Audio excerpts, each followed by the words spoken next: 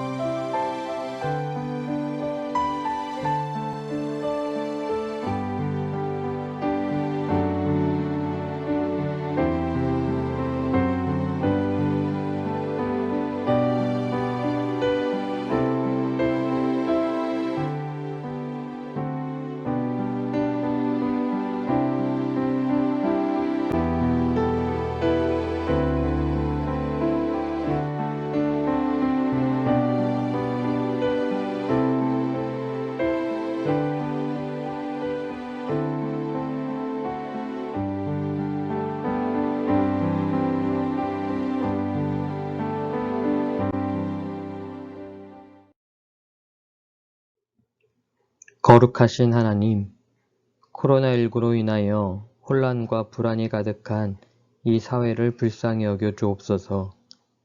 우리가 성경을 통해 깨달은 교회의 머리이신 그리스도로부터 배우고 받고 본 것을 뿌리로 하여 굳건하게 세움을 받고 믿음 위에 굳게 서게 하옵소서. 지금까지 우리의 본 모습을 가리고 있던 가면을 벗어던지고 회개와 성찰을 통해 그리스도인다운 삶을 살도록 인도하여 주옵소서. 그리하여 생명을 존중하고 이웃을 사랑하는 참 진리를 이 땅에 심어나가는 우리 새신교회 되게 하옵소서. 오늘도 주의 그늘 아래 보호하심 가운데 살 수 있었습니다. 지켜주신 주님 앞에 감사의 고백이 가득하게 하시고 내일도 함께 하실 주님을 기대하며 하루를 마무리하게 하옵소서. 예수 그리스도의 이름으로 기도합니다. 아멘.